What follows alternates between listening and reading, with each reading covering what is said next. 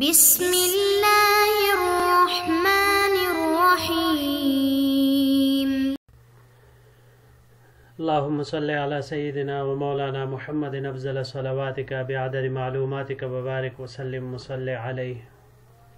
بسم اللہ الرحمن الرحیم۔ عزیز طلباء کرام، امید ہے کہ انشاءاللہ العزیز آپ سب خیر و عافیت کے ساتھ ہوں گے۔ جامع السنن الترمذی جلد ثانی میں سے ابواب الاطعمۃ عن رسول اللہ صلی اللہ علیہ وسلم بحمد اللہ تعالی آج ہمارا اس سے سبق نمبر 4 ہے،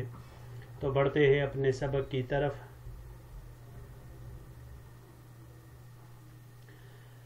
باب ما جاء فی اکل الضب، یہ باب ہے گوہ کے کانے کے بیان میں۔ وبه قال حدثنا قتيبة قال حدثنا مالك بن أنس عن عبد الله بن دينار عن ابن عمر أن النبي صلى الله عليه وسلم سئل عن أكل الضب فقال لا آكله ولا أحرمه۔ حضرت قتیبہ روایت کرتے ہیں مالک ابن انس سے، وہ روایت کرتے ہیں عبداللہ ابن دینار سے، وہ روایت کرتے ہیں حضرت عبداللہ ابن عمر رضی اللہ عنہما سے۔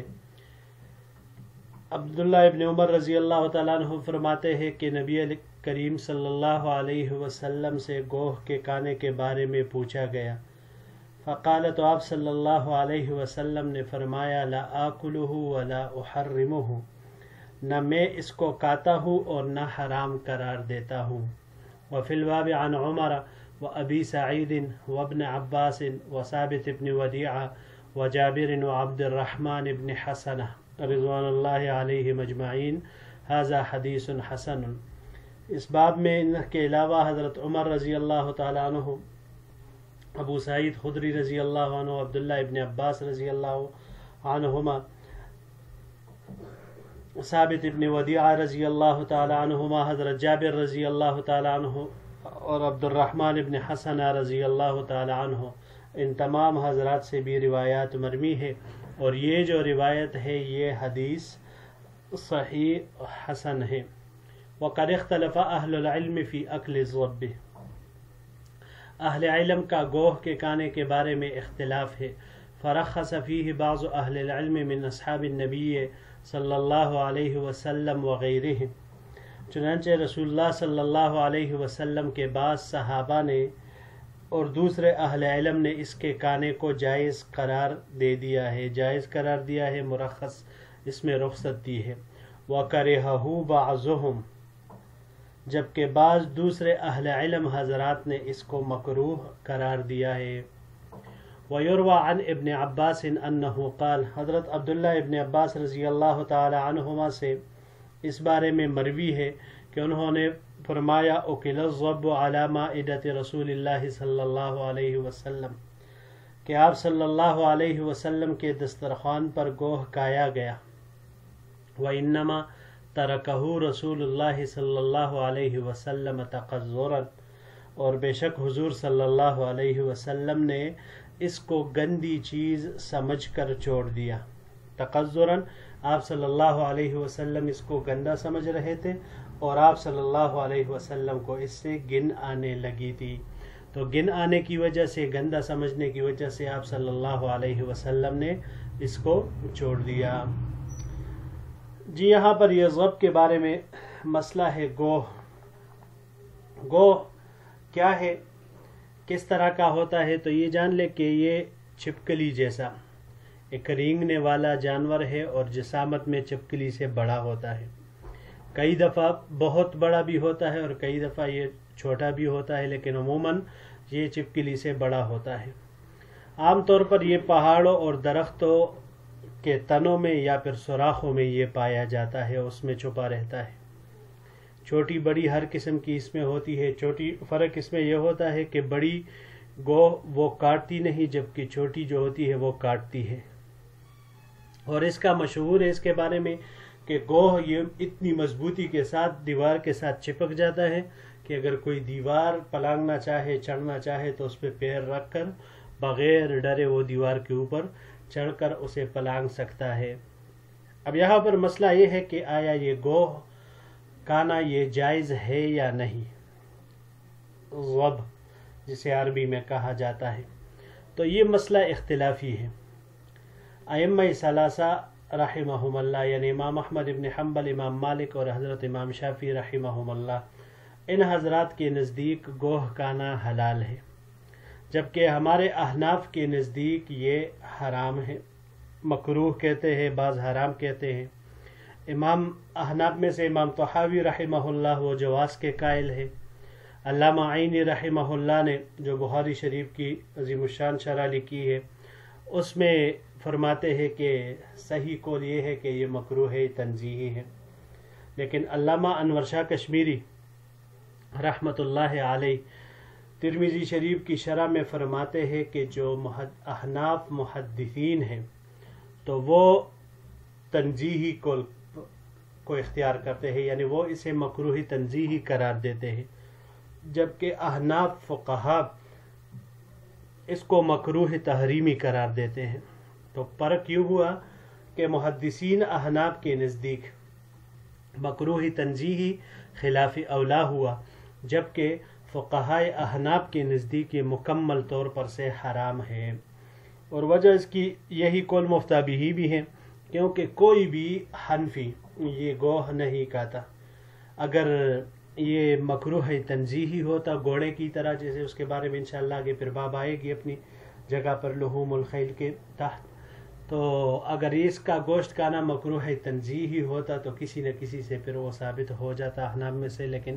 احناف میں سے کوئی بھی وہ یہ نہیں کہتا۔ تو بہرحال اب اس کے اوپر دلائل کی طرف آتے ہیں۔ دلائل دونوں جانب موجود ہے، حلت پر بھی دلالت کرنے والی روایات موجود ہے اور حرمت پر بھی۔ پہلے ہم پڑھتے ہیں حلت والی روایت، ائمہ ثلاثہ والی روایت ذکر کرتے ہیں۔ تو جو حلت والی روایات ہیں ان میں تو سب سے پہلے یہی حضرت عبداللہ ابن عمر رضی اللہ تعالیٰ عنہ کی باب والی روایت ہے۔ یہ روایت متفق علیہ ہے، بخاری شریف اور مسلم شریف میں بھی یہ ذکر ہے کہ آپ صلی اللہ علیہ وسلم نے فرمایا کہ نہ میں اس کو کھاتا ہوں اور نہ اس کو حرام قرار دیتا ہوں۔ تو اس سے بھی یہ معلوم ہوتا ہے، اور مسلم شریف کی روایت میں آیا ہے کہ آپ صلی اللہ علیہ وسلم کے پاس چند صحابہ کرام تشریف فرماتے اور گوہ کا گوشت وہ لایا گیا، تو ازواج مطہرات میں سے کسی نے آپ صلی اللہ علیہ وسلم کو آواز دی کہ یا رسول اللہ یہ گوہ کا گوشت ہے، تو لہٰذا آپ صلی اللہ علیہ وسلم نے فرمایا صحابہ کو کلوہ فإنہ حلال ولکنہ لیس من طعامی، کہ تم لوگ کھاؤ کہ یہ حلال ہے لیکن میرے کھانے کی چیز نہیں ہے، مطلب میں اس کو طبعاً ناپسند کرتا ہوں تو اس وجہ سے میں اس کو نہیں کھاتا۔ دوسری روایت عبداللہ ابن عباس رضی اللہ تعالی عنہ کی ہے عنہما کہ وہ فرماتے ہیں کہ ان کی خالہ نجد سے وہ ایک گوہ بون کر لائی اور آپ صلی اللہ علیہ وسلم کے سامنے اس کو پیش کیا۔ تو آپ صلی اللہ علیہ وسلم کے سامنے جب بھی کوئی نئی چیز پیش کی جاتی تو ازواج مطہرات کی یہ عادت ہوتی کہ آپ صلی اللہ علیہ وسلم کو اس کے بارے میں بتلاتی کہ یہ کیا چیز ہے۔ تو چنانچہ جب آپ صلی اللہ علیہ وسلم اس گوہ کی طرف ہاتھ بڑھانے لگے، یہ واقعہ حضرت میمونہ رضی اللہ تعالی عنہ کے گھر میں ہوا ہے، تو جب آپ صلی اللہ علیہ وسلم نے اس کی طرف ہاتھ بڑھایا تو گھر میں موجود عورتوں میں سے کسی نے آپ صلی اللہ علیہ وسلم کو ارشاد تو عرض کیا کہ یا رسول اللہ جو آپ کے سامنے پڑا ہوا ہے یہ گوہ ہے، تو آپ صلی اللہ علیہ وسلم نے اپنا ہاتھ واپس کھینچ لیا۔ حضرت خالد ابن ولید رضی اللہ تعالیٰ عنہ بھی موجود تھے، تو انہوں نے پوچھا یا رسول اللہ کیا گوہ حرام ہے؟ آپ صلی اللہ علیہ وسلم نے فرمایا لا ولکنہ لم یکن بارض قومی فاجدنی اعافہ، فرمایا کہ نہیں یہ حرام نہیں ہے مگر ہمارے علاقے میں چونکہ یہ نہیں پایا جاتا تو اس لیے مجھے یہ پسند نہیں ہے۔ تو حضرت خالد رضی اللہ تعالیٰ عنہ نے اس کو اپنی طرف کھینچ لیا اور فرمایا کہ میں اس کو کھاتا رہا اور آپ صلی اللہ علیہ وسلم مجھ کو دیکھتے رہے۔ تو اس روایت سے بھی حلت و صراحتاً معلوم ہوئی کہ آپ صلی اللہ علیہ وسلم نے حضرت خالد ابن ولید رضی اللہ تعالیٰ عنہ کو منع بھی نہیں کیا۔ مسلم شریف کی روایت میں جو گزرا کہ صحابہ کو فرمایا کلوا فإنہ حلال، کہ آپ لوگ کھاؤ، میں تو نہیں کھاتا ہوں اس کو کیونکہ میری طبیعت اس کو نہیں مانتی۔ یہ حلت والی روایات ہو گئی۔ اب آتے ہیں حرمت والی روایات کی طرف۔ حرمت والی روایات میں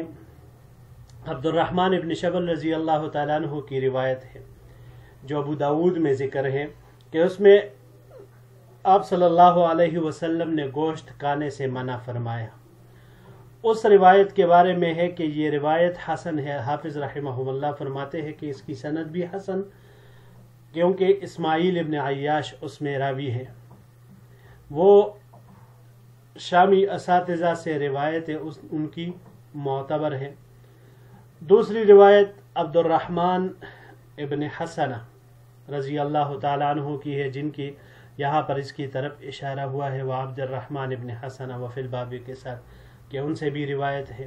یہ فرماتے ہیں کہ ہم ایک ایسے علاقے کی طرف گئے تھے، یہ طحاوی شریف میں یہ روایت ان کی ذکر ہے، کہ جہاں گوہ بکثرت تھے اور ہم فاقہ سے تھے، تو لہٰذا ہم نے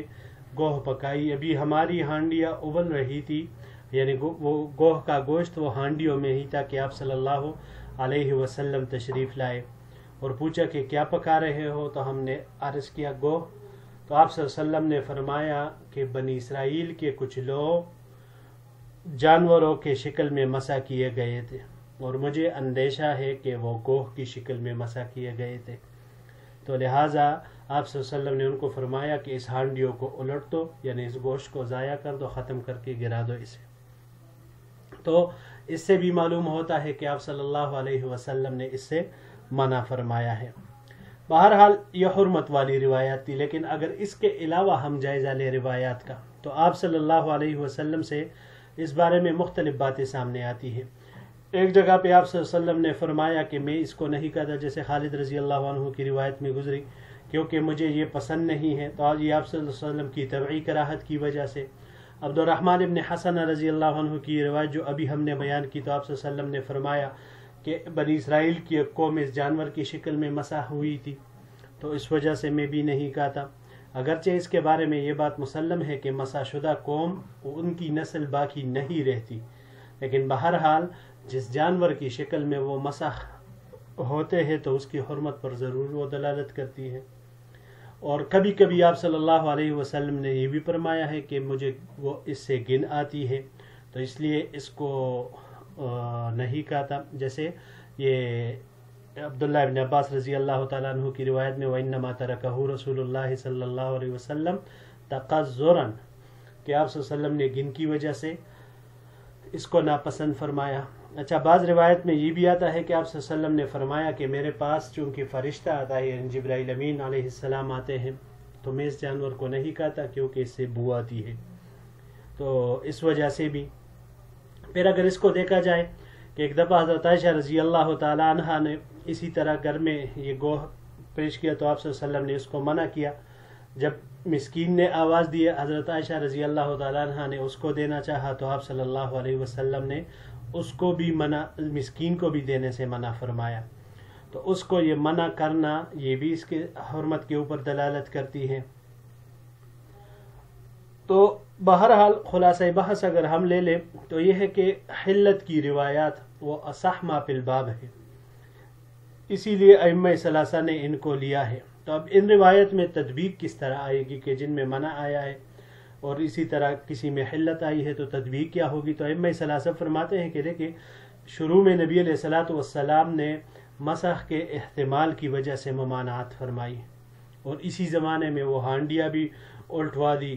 اور اس کو منع فرمایا۔ پھر آپ صلی اللہ علیہ وسلم نے اس معاملے میں توقف فرمایا، یعنی نہ خود کھایا اور نہ دوسروں کو اس سے منع فرمایا،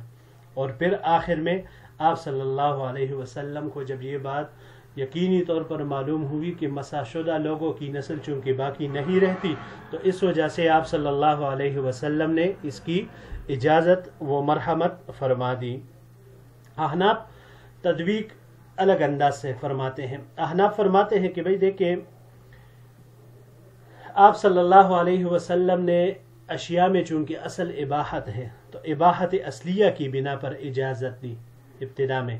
مگر گن آنے کی وجہ سے خود آپ صلی اللہ علیہ وسلم نے نوش نہیں فرمایا، اور نہ کھانے کی مختلف وجوہات ہم نے یہاں پر بھی ذکر کر دی۔ پھر جب آپ صلی اللہ علیہ وسلم کو بعد میں اس کے جواز میں تردد ہوا تو پھر آخر میں آپ صلی اللہ علیہ وسلم نے اس کی ممانعت فرما دی اور اس طرح وہ حرام ہو گئی۔ یہاں پر یہ بات ذہن میں رکھے کہ احناف کسی بھی تطبیق میں 3 باتوں کو ملحوظ رکھتے ہیں۔ پہلی بات اس میں یہ ہوتی ہے کہ دیکھیں جب محرم اور مبیح روایات میں تعارض آ جائے تو احناف ہمیشہ محرم روایات کو ہی ترجیح دیتی ہیں، ان کو آخری حکم قرار دیتے ہیں، کیونکہ اشیاء میں اصل اباحت ہے، لہذا جب تک حکم شرعی نہیں آئے گا اباحت کا ہی فیصلہ کیا جائے گا، اور ممانعت کا مدار وہ وحی پر ہوتا ہے، تو اسی لیے محرم کو ترجیح دی جائے گی، اور احتیاط کا تقاضا بھی یہی ہے کہ محرم کو ترجیح دی جائے، کیونکہ ہر حلال چیز کھانا ضروری نہیں لیکن ہر حرام چیز سے بچنا وہ ضروری ہے۔ اچھا، دوسرا اصول احناف کا وہ یہ ہے، جو 3 باتوں میں سے دوسری بات یہ ہے کہ جن کا احناف تطبیق میں لحاظ کرتے ہیں کہ طیب اور خبیث کے سلسلے میں، یہ پہلے درس میں بھی ہم نے پڑھا تھا کہ احناف آپ صلی اللہ علیہ وسلم کے ذوق کا اعتبار کرتے ہیں، تو آپ صلی اللہ علیہ وسلم نے کبھی بھی اس کو نہیں کھایا اور نہ ہی اس کو پسند کیا ہے، تو اسی لیے احناف اس کو ترجیح دیتے ہیں۔ اور تیسری بات اس میں یہ ہے کہ حرم کے اندر 5 قسم کے شریر جانوروں کو مارنے کی اجازت ہے، تو وہاں پر احناف نے حشرات الارض کی حرمت بھی ثابت کی ہے، اور یہ بھی ایک طرح سے حشرات الارض میں شامل ہے، تو اسی وجہ سے احناف اس کے اوپر بھی حرمت کا قول وہ کرتے ہیں۔ جی عزیز طلباء کرام، یہی تک ہمارا آج کا یہ سبق تھا، امید ہے انشاءاللہ العزیز یہ آپ کو سمجھ آ گیا ہوگا۔ مطالعہ کے ساتھ ساتھ اس کو انشاءاللہ العزیز پڑھتے رہیے گا، تو مزید اللہ جل شانہ آپ کے اوپر اس کے وسعت وہ فرماتے جائیں گے۔ اللہ جل شانہ ہم سب کو ان فرامین مبارکہ پر عمل کرنے کی توفیق دے۔ انشاءاللہ العزیز اگلے درس کے ساتھ پھر آپ کی خدمت میں حاضر ہوں گے۔ السلام علیکم ورحمۃ اللہ وبرکاتہ۔